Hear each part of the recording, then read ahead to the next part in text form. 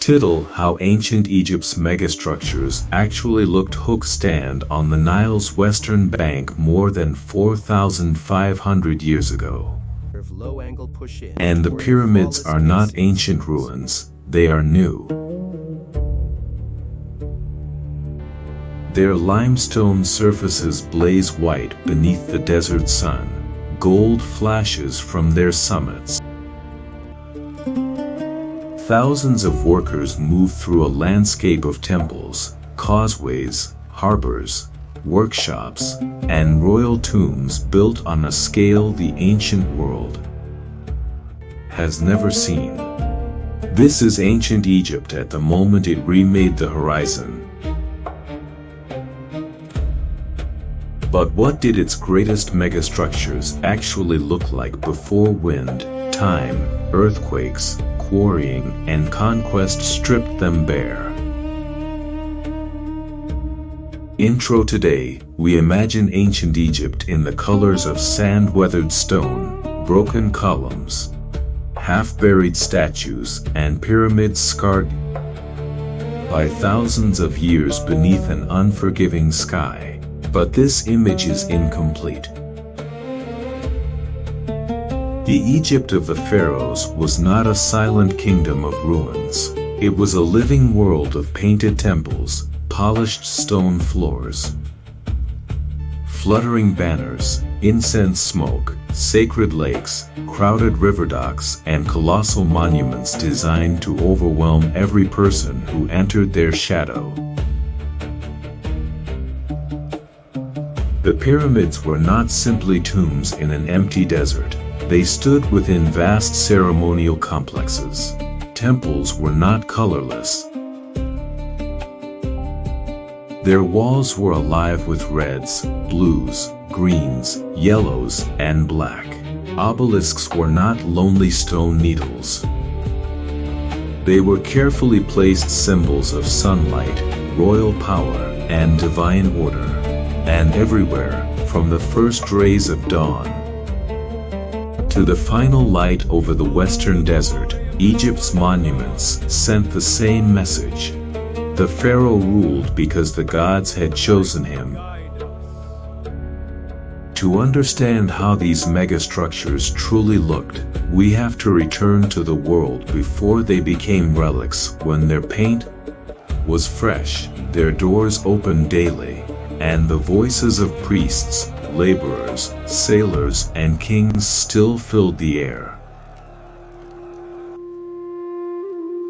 Section 1. Before the pyramids became ruins, the first thing a visitor to ancient Egypt would notice is color.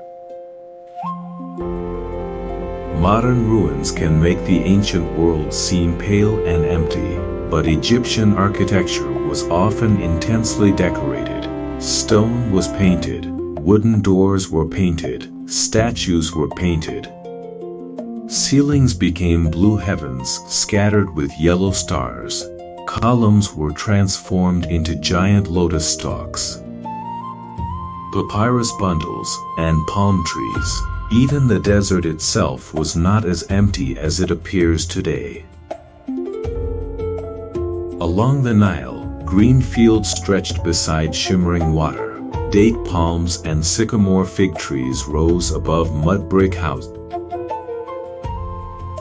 Boats with woven sails moved between villages, cities, temple estates, and royal building sites. In the distance, the desert cliffs glowed pink, gold, and violet as the light changed. Egyptian civilization depended on this sharp contrast. On one side was the fertile black soil created by the Nile's floods, the land of crops, villages, life, and renewal. On the other was the red land of the desert, dry, dangerous, and associated with death, but also the perfect place for tombs, where the dead could rest beyond the reach of the annual flood. The great monuments stood at the edge of these worlds. They were gateways between life and death, earth and sky, humanity and the gods. and none was more powerful than the pyramid. Section 2. Giza. When the pyramids were new, imagine approaching Giza around the middle of the 3rd millennium BCE. You do not see 3 ruined stone mountains rising from a vacant plateau. You see an enormous royal construction landscape. The Great Pyramid of Khufu dominates everything. At roughly 146 meters tall when completed, it is the tallest structure many people in the ancient world would ever see. Its sides rise with astonishing precision. Its outer casing, much of it made from fine white limestone, forms a smooth, bright skin over the core beneath. In strong sunlight, the pyramid may have appeared almost luminous. Its sharp edges were not broken. Its summit was not missing. At the top sat a pyramidion, the capstone. The exact appearance of Khufu's original capstone is unknown, but it would have completed the monument's perfect geometric form, perhaps catching the light like the first gleam of sunrise. At the foot of the pyramid lies an entire sacred complex. A long, enclosed causeway descends from the Pyramid Temple on the plateau toward the Valley Temple closer to the Nile floodplain. It is not merely a road, it is a ceremonial route. Its walls guide priests, offerings, and royal rituals between the river, world, and the king's tomb. The Valley Temple is built from massive blocks of stone. Within its halls, polished surfaces reflect dim light.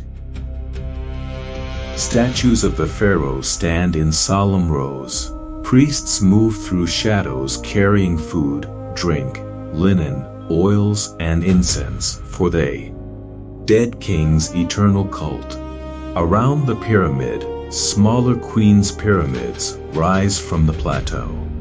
Tombs of officials spread across the landscape in carefully planned rows. Their owners, administrators, architects, priests, and nobles want to remain close to the divine power of their king, even after death. And beyond them are the people who made this impossible city of stone real. Craftsmen cut blocks. Bakers prepare bread. Potters shape jars for beer, water, and grain. Scribes record supplies. Boat crews bring stone and food along channels linked to the Nile. Skilled workers live in organized communities, not as faceless figures in a legend, but as people with injuries, families, meals, duties, and names. The pyramids were not built by magic.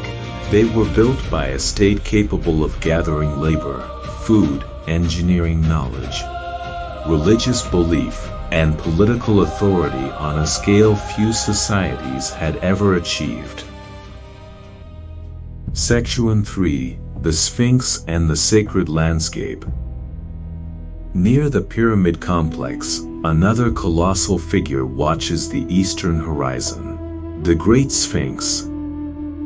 Today, its face is battered, its body eroded, and its original setting has largely disappeared. But in its prime, the Sphinx would have looked far more dramatic. Carved directly from the limestone bedrock, it combines the body of a lion with the head of a king. It is vast, low to the ground, and deliberate in its stillness. The exact details of its original coloring remain uncertain, but traces of pigment suggest that parts of the Sphinx were once painted. It may have worn vivid color across its face and ceremonial elements. Its royal headcloth would have stood out against the pale stone. The sculpted features would have been sharper. The surrounding temple spaces would have framed it as part of a larger royal and solar landscape. This was not a forgotten statue half buried in sand.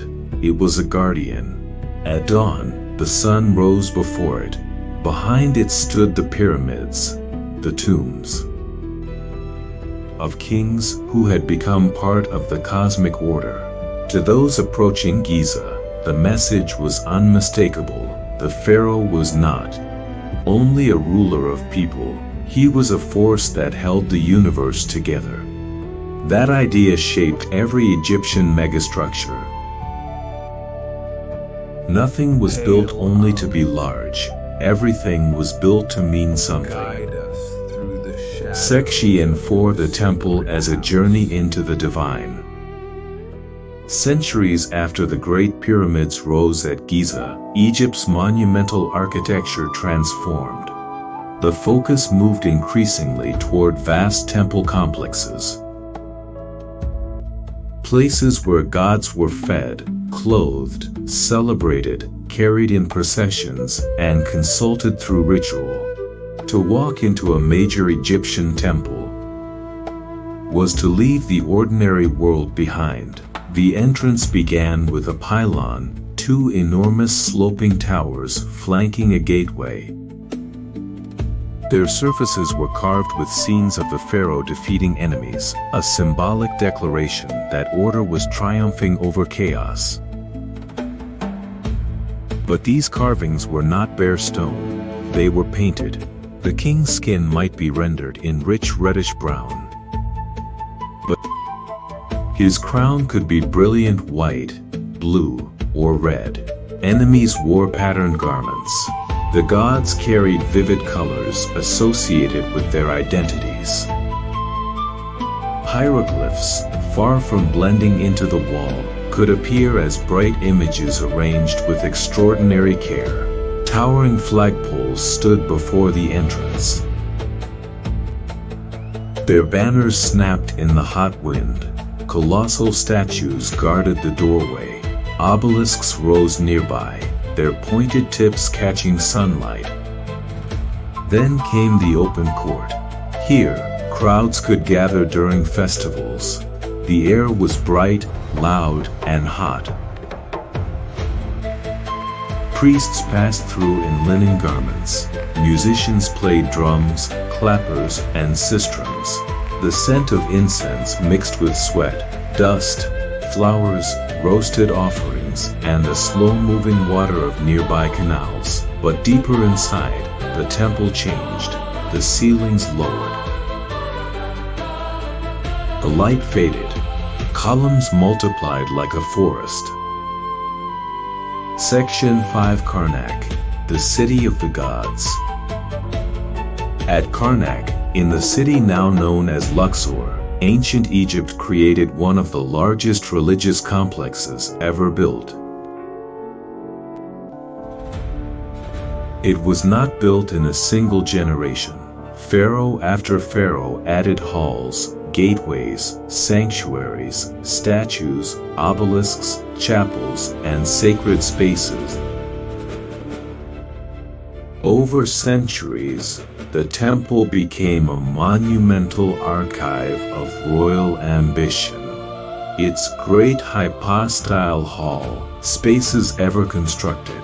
Today, visitors walk among towering columns of bare stone, but imagine them as they once appeared.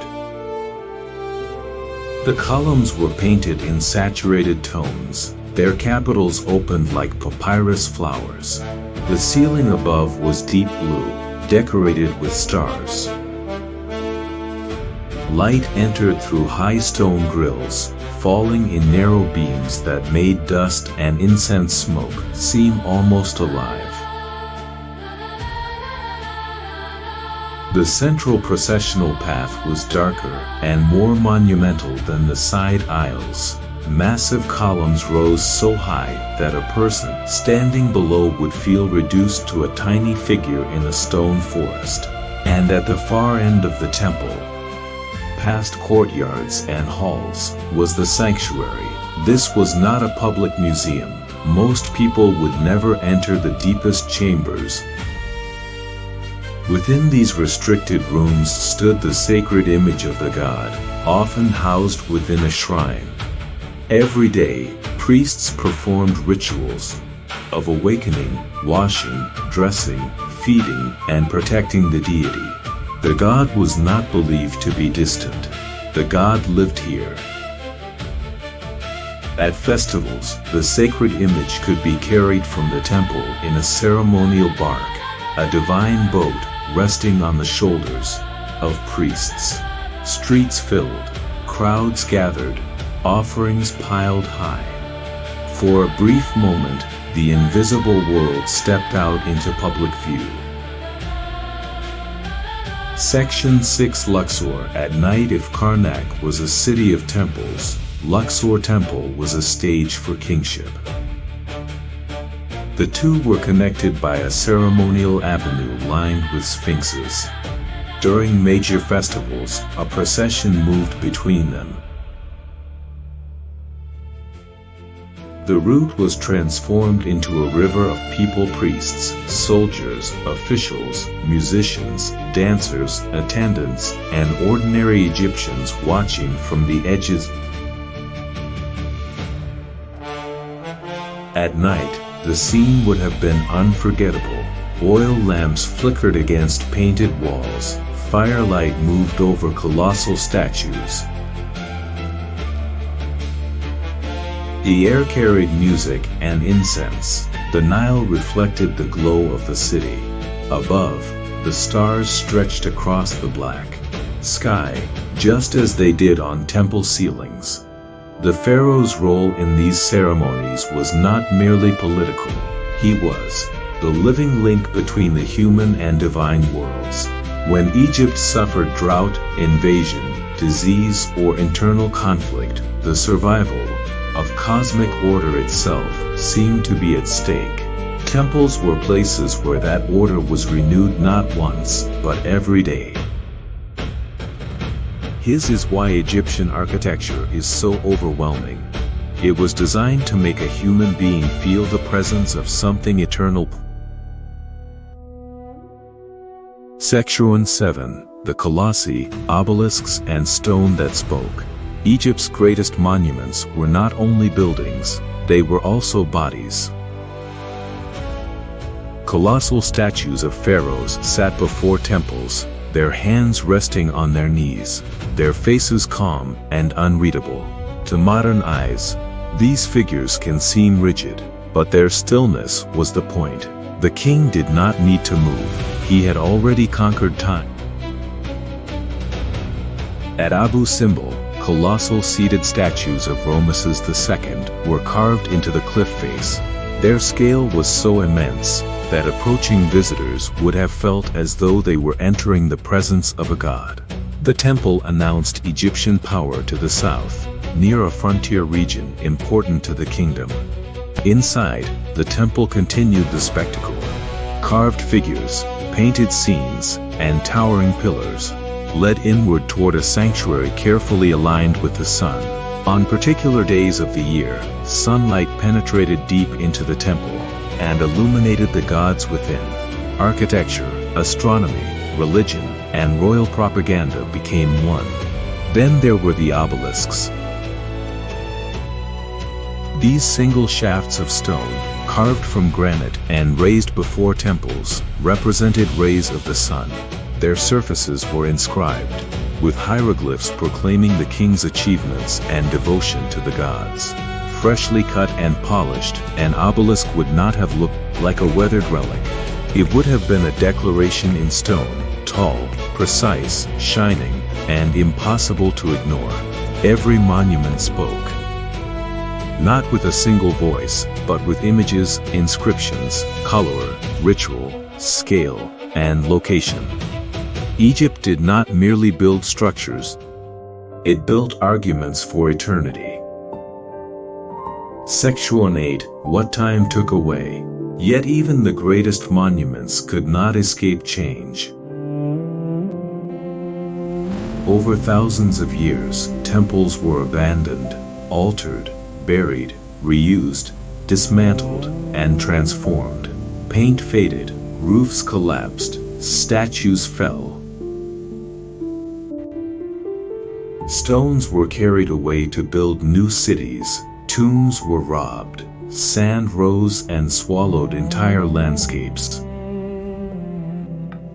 The smooth casing stones of the pyramids were stripped away in later eras, leaving the stepped cores visible today.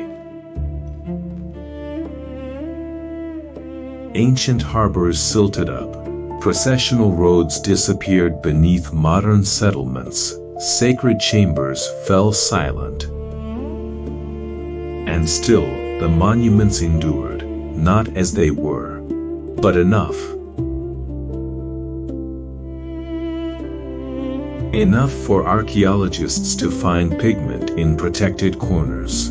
Enough to trace old floors, foundations, canals, workshops, inscriptions, and ceremonial routes. Enough to understand that these ruins were once part of a vivid, crowded, carefully choreographed world. The ancient Egyptians expected their monuments to outlast them. In many ways, they were right. Section 9 Mers, the Egypt behind the stone. To see ancient Egypt clearly, we have to look beyond the ruins. We have to imagine the white brilliance of a newly finished pyramid above the Nile Valley. The colored walls of temples alive beneath torchlight. The sound of sandals across polished stone. The creak of boats at a river dock. The scent of myrrh drifting from a sanctuary. The heat radiating from colossal statues. At noon, the hush inside a chamber where only priests were permitted to stand. These megastructures were never just backgrounds to history. They were active instruments of power, belief, memory, and imagination. They shaped how Egyptians understood life, death, kingship, nature, and the universe itself. A pyramid did not simply mark where a king was buried. A temple did not simply house a god. Each monument was an attempt to make order visible in a world threatened by chaos. Ending. Today, we see the broken remains of an ancient civilization. But once, Egypt's monuments were bright, painted, crowded, perfumed, and alive with ceremony. Their walls carried stories. Their statues watched over cities. Their temples turned sunlight, stone, and human belief into something that felt eternal. And perhaps that is why they still hold us, because even in ruin, they make us feel the scale of what human beings can imagine and what they can build when they believe their work is meant to outlive the world around them. History never truly disappears. Sometimes, it is simply waiting beneath the dust, beneath the paint, and beneath the silence of stone. If you enjoyed this journey into ancient Egypt, consider subscribing for more cinematic reconstructions of the past. And where should we travel next? The streets of ancient Rome, the temples of the Maya, or the lost cities of Mesopotamia?